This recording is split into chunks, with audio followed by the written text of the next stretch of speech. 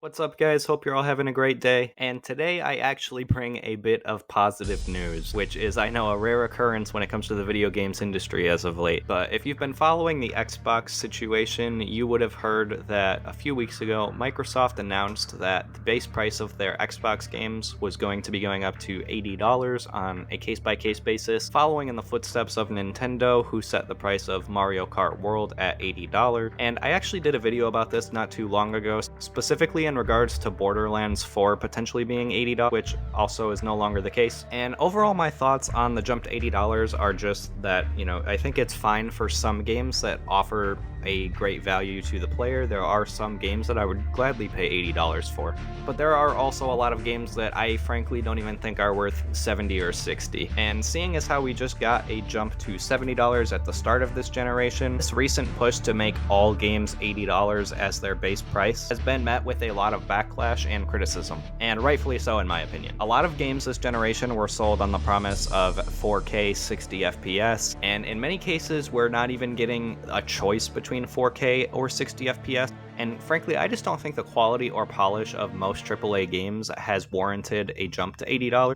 And I honestly still think they're kind of having to justify the $70 price tag in a lot of cases. We can see that with games that launch day one into Game Pass, they don't perform particularly well on Steam unless they're, a banger like Expedition 33. But other games like Doom the Dark Ages really struggled to make good numbers over there. So I don't think it's a shock to learn that players are being a lot more strict when it comes to their game purchases and just voting with their wallets on what kind of games they think warrant these prices. I also think that the industry needs to come to terms with its ballooning development costs and timelines. As we've seen with the recent Microsoft cancellations, these studios will waste hundreds of millions of dollars for almost a decade on a product that they've made little to no progress on. So trying to pass that cost onto the consumer is probably not going to go very well, since the consumers aren't the one making those decisions in the first place, but that definitely hasn't stopped them from trying. And after Borderlands 4, the latest game to kind of jump into the $80 debate was none other than The Outer Worlds 2. Now personally, I enjoyed the first Outer Worlds for what it was. It definitely was a more AA style game, which I was fine with. It had the traditional Obsidian style narrative, choice and consequence, and worlds that I love, but it was definitely lacking in the gameplay department, and I think the game was very front-loaded, with a lot of the best parts of the game being in the first half,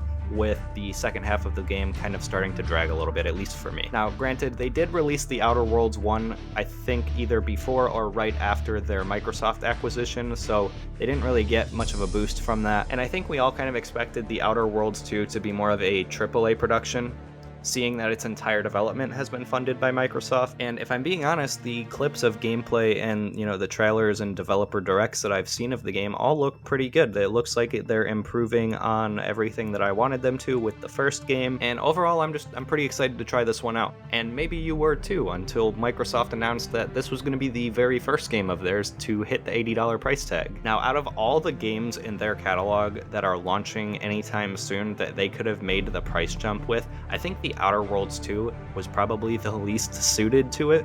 This is not a franchise that commands a huge following. It's fairly new, it's kind of niche right now, and the first game wasn't like a breakout success by any means. So I think naturally we were all planning on judging The Outer Worlds 2 extra harshly, since this is the game that Microsoft deemed being worthy of making the first jump. And to me, that just said one of two things. It was either that they wasted so much money on developing this game inefficiently that they needed to recoup their investment, or that they were so confident that this was going to be a breakout hit that the $80 price tag wouldn't hurt it. Now, definitely leaning more towards the former than the latter there, but ultimately I was just gonna wait and see how it turned out. I was probably just gonna play it through Game Pass first and see how I liked it, as I'm sure many of you probably were as well. However, now it seems like we can definitively say Microsoft was not that confident in how this game is going to perform, because they have since backtracked. Earlier today, they issued a statement stating that The Outer Worlds 2 would be launching at $69.99 instead of their initial $80.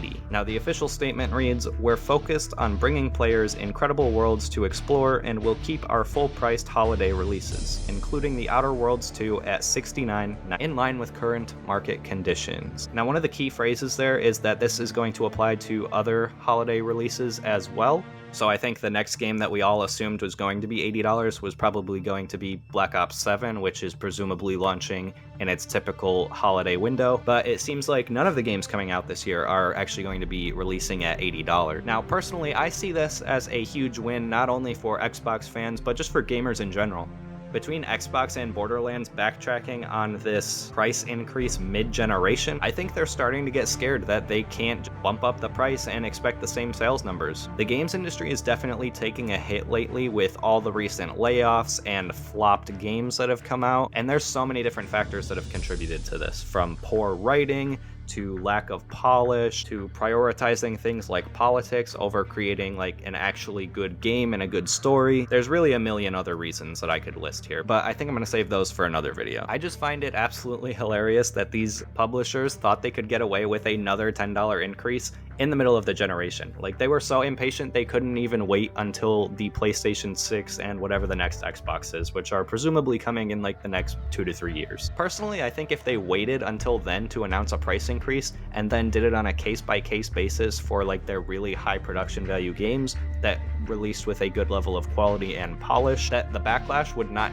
have been nearly as bad. You know, I don't think people would have a problem paying $80 for something like The Elder Scrolls 6 or the next God of War if they came out and really blew people away. But trying to push a niche franchise with a very small fan base up as the first $80 game is really just setting it up for failure. And it seems like Microsoft has realized that. And as I said in my video on the Borderlands discussion when that was rumored to be $80, I really think that we as an industry need to reevaluate how we price games. The indie space is already actually pretty good at doing this, but I don't think every game needs to be the same price, because not every game offers the same level of value. There are plenty of games that I've paid like $20 or $30 for that I've gotten hundreds of hours out of, and there are some games I've paid $70 for that I just dropped and never picked up again. And ultimately, I don't think it's the consumer's responsibility to pay for your poor management of game development. Like, just because you wasted 10 years developing a game when you could have done it in 4 or 5 doesn't mean you should have to pass the cost on to me. But yeah, overall, I'm just really happy to see that Microsoft is lowering the price back down to $70, and that the backlash against the $80 price tag is showing to be effective across the industry. And I think if there's going to be any takeaways here, it's just going to be the same lessons that I've been reiterating over and over again, and I'm sure many of you have as well, and that's just that we're not really happy with the state of many modern games. That isn't to say they all suck. In fact, I have a video coming out soon talking about my favorite games from the first half of the year, and there's a few of them, but there have also been a lot of really disappointing and bad games that I didn't think were worth even playing on Game Pass. So yeah, man, I think just for all the doom and gloom there is in the industry, I do think it's healing in the right ways in some areas. You know, from Microsoft kind of trimming the fat, Nintendo saying they're going to look into more streamlined game development, and developers really kind of backing off of the $80 price tag. I think we're getting past the point of just blaming everything on the consumer. There's starting to be a little bit of accountability in the industry, and I think overall we can only hope to see more. But yeah, I think that's gonna do it for this video, guys. What are your thoughts on The Outer Worlds changing its price tag? Were you initially going to pay $80 for it, or were you just going to play it through Game Pass? And are there any games that you would pay $80 for? I'm actually curious to see what you guys say and how you feel about it. So be sure to sound off in the comments below, and of course, if you enjoyed the video, leave a like or a dislike if you didn't. I appreciate the feedback either way. And stay tuned for that video talking about my favorite games of the year so far. I'm going to try to release it either this week or next. And just thank you so much for all the recent support as well. And with all of that said, I will see you guys in the next video.